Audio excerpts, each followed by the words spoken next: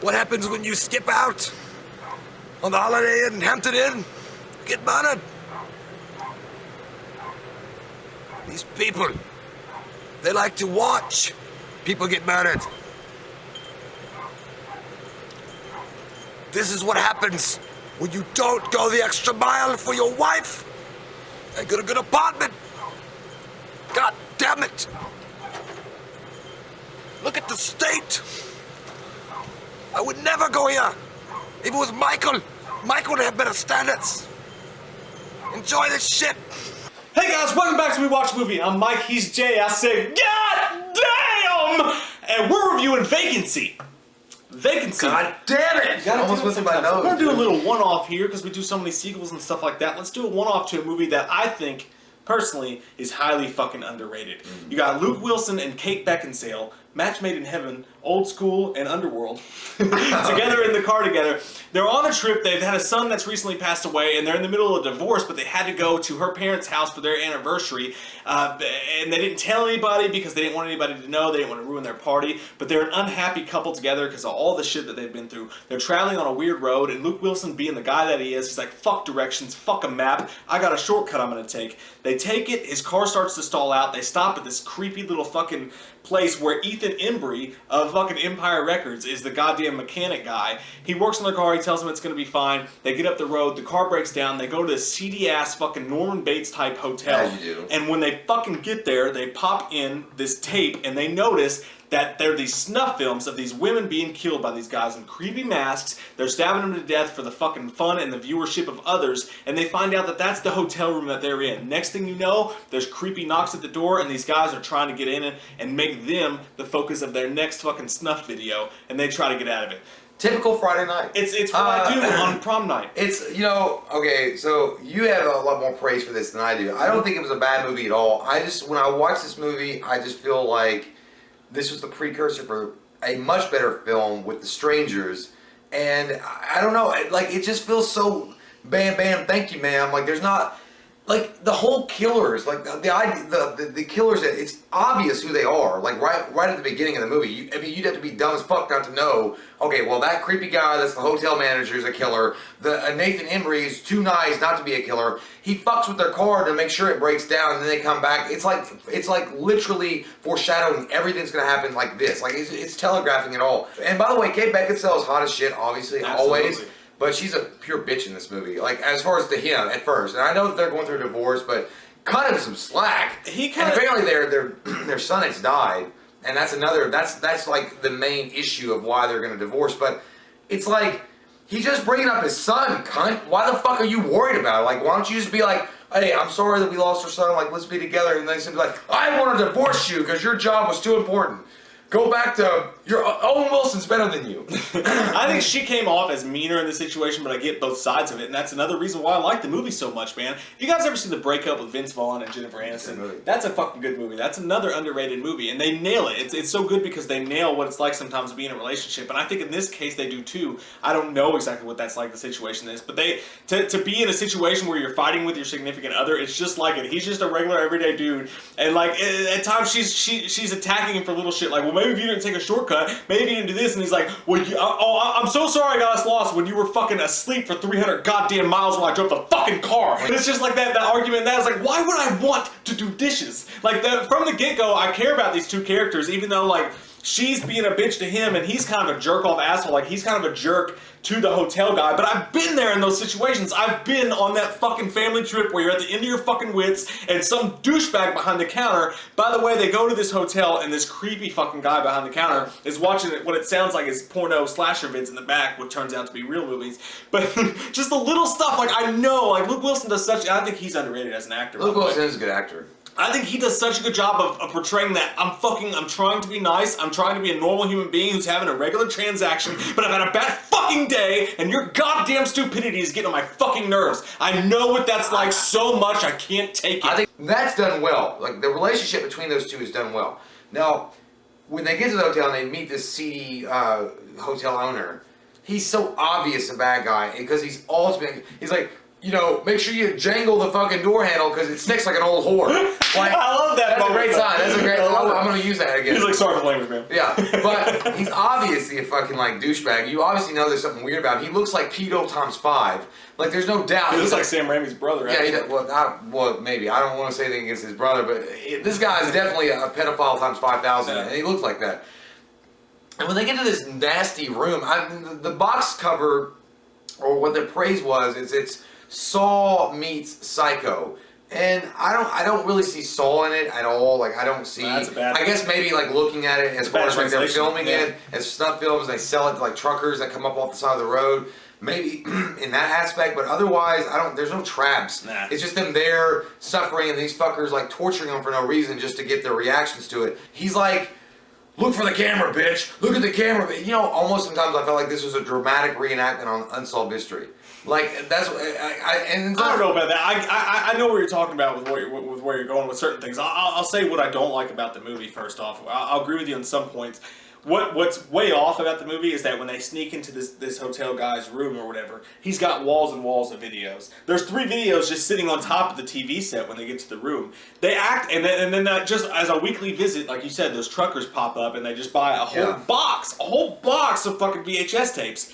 It makes no sense because by any means, a few times maybe, but if you're killing what looks like what they're showing is like thousands of people have died of being fucking raped and murdered in this hotel, there's no way they wouldn't have been caught by now. Yeah, there's no way. It makes no fucking sense, and the tunnels underneath is too much. Even if they say I get you on that. Even if they try to say it's off the beaten path, I mean, there's no way. People going missing. Fucking Norman Bates only killed like 6 people, and he got busted. Yeah, so that part is really stupid. I'll go with you there. But what I love the chemistry between him and his wife. I think that's realistic, and I can't tell you how many times I've been personally with a girl in a hotel room.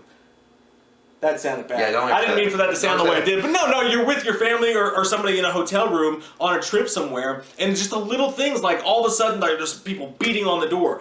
They did that in The Strangers too. Yes. You think hotel people just beat on the door? No, not that part. I'm just saying, like when they see he's watching the tape, and when he's realizing, oh, that's this hotel room. I got scared. I literally got scared. I don't get scared much. I got scared, and then they're hitting the fucking door. I started to freak out a little bit. Movies don't do that to me. This is such a realistic spin. If they had taken away that it happened thousands of times before, it lends to why Scream is so scary for me, because it's actual real killers, real people, and it could actually happen. I actually got freaked the fuck out by this movie. I can imagine, I could put myself in his shoes. Like, what would you do in that moment where you're stuck in this room, your car's up the road, and people are gonna break in here and kill you and film it? Well, I mean, it just and the tapes, the grittiness of the tapes, it adds a whole new realm of just grittiness and dirtiness to it. The first half of this movie, I fucking absolutely love. What I will say also against the movie is that as it gets going, once the truth's out, and yeah, they're trying to kill us, we're trapped in this room. There's like a half an hour to a 40-minute window there where it's like, they do the same thing over and over again. We're going to run over here, they're going to stop us. We're going to run over here, they're going to stop us. And it kind of gets repetitive a little bit. I will also say, it just felt like couples retreat therapy gone wrong. Like, I mean, they're there and they make up and they're like kissy-facey and they're like, I love you, I'm sorry for all this. But I like that. It's cool, I guess, but at the same time, it feels forced in those instances because it feels like a couples retreat therapy that's like extreme. Like, we're gonna make you guys get back together. We're gonna make you guys love each other again, and we have to put you through hellish nights with a fucking shitty killers that don't know what the fuck they're doing. See, I bought into that though. I didn't. I totally bought into that's different though. I mean, you're like into like. That scares you more than me. Like, I mean, that stranger shit and all that stuff, that scares you. Like, to me, I was looking at it in a way that I wanted to be like, everyone's a suspect, like in Scream. Everyone's a suspect! Exactly. I wanted to be like that. And his brain didn't even click that in this out of nowhere shit-stained town, that Nathan Embry, the nice mechanic, Ethan. may have... Ethan Embry. Ethan. Well, I like Nathan better. But Ethan Embry is not have something to do with it, like, because he's at a gas station right next to his, and his car possibly didn't get killed. He didn't even check the hood, really. And are you telling me that you're that stupid to look at your hood and not see? It doesn't matter though. Even if he knew that it was Ethan Embry, it's not like he could do anything about it. He's already in the hotel room. Then don't go back to the hotel. Don't go back to that place. I mean, and also to mention the fact that they. Also, here's the other weird thing. It's an Empire Records. But no, here's also a weird thing though. Is Mark the cop comes there, and they kill a fucking cop. The next morning, you're telling me that place isn't swarmed with fucking cops? Yeah, I'll give you that. Like, are you serious? Like, you just killed a cop. Yeah, and that cop was shitty as fuck. He was a shitty cop. He was scared to death. But it's a cop. And that part pissed me off too, because he's got the shotgun right there. I know. Grab the fucking shotgun. He tried. Though. Yeah, he tried. But no, I'll give you that. But I'm just saying, like, from a point, like, you can put yourself in their shoes. Luke Wilson does such a good job of seeming like an angry man, or an angry man. He felt angry. He's a hungry man. Let's get some steak and potatoes. No, he seems like an everyman. Like, as another fact, like, he's sitting there, he's dealing with his wife, he's dealing with all this shit, and then in the middle of the night, after you've broken the fuck down, you're going through all this shit in your life, and now someone's trying to fuck with you. Dude, he raised the level so perfectly. His anger rose at such a perfect level where he gets out and he's like, all right, you want to fuck around? Fuck it. And he goes to the door and bangs on the door. Like, I feel like I would do everything the exact same way that he did it. He goes over to the room and even the fucking guy at the hotel clerk's desk is being he's still being a fucking weirdo. And he's like, hey, if you see the 6 shooters, you might want to bring one. And the guy's like, well, I was top shooter in my marksman. He's like, I don't give a fuck. Jesus Christ, am I in the fucking Twilight Zone? Like, I've been in those situations, I guess, where I guess living in Kentucky and there's so much it could happen. Weird places around here and such stupid people at certain aspects. A lot of great people too, but some stupid people. I've been in those shoes so many times where I'm like, are you fucking mental? Do you not get the fact that, like, when the guy gives him exact change for the payphone, and he's like in his slow world, and he's like, I just want to use the goddamn payphone. Just give me a fucking. I like that part. The whole thing. I get it. The way that he was looking at me, he was like, are you serious? Like, I'm done now. And then when he gets out the door, he's like, oh, but they're closed. And he's like, well, I guess I don't need fucking change then, god damn it. Yeah, but he was like, the guy was so on point. He's like, you might. It's perfect. You might have to have it. It's now, what I will give this movie credit for is there is intense scenes in it with the music and the way that they shoot it. It kind of gets your blood flowing. And music's awesome. The music's great.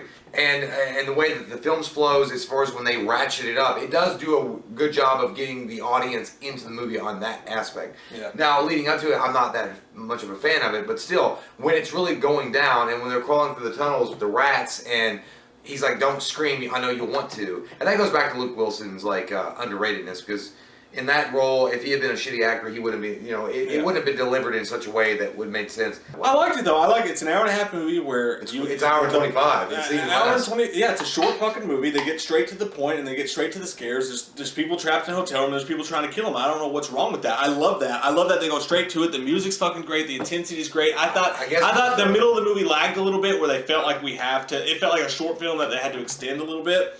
But even in the end, I like the character journey that they go through. I like that they're two people who are at ends because they lost a son together. But going through a traumatic experience like this, they realize, hey, I do love you at the end of the day. And you know what? It gave them some catharticism because they've been through this shit. They thought they couldn't save their son. But in the end, they saved each other. They started with point A. They went through the situation. They came out different people at point C. I loved it. I think it's underrated. Ultimately, this movie's a fucking 8.5 for me. I love the shit out of it. I love it. It has problems, but I love it. This movie's a 5.0 for me. God anything. Damn. Yeah, dude, it's average as fuck. Because I'll tell you why. I enjoyed The Strangers more than this, for sure, by far, and a million leaps and bounds by far. And even in that movie, the characterizations and the background story wasn't as well developed as it was in this one. But in this one, it felt forced. It felt like just generic. They didn't even have the balls to kill Luke Wilson off at the end because they wanted to have a happy ending. You don't need a happy ending and then having like the music pop up and then the vacancy. Like it just felt like so cheap in some ways. I enjoyed the intensities of the movie. I enjoyed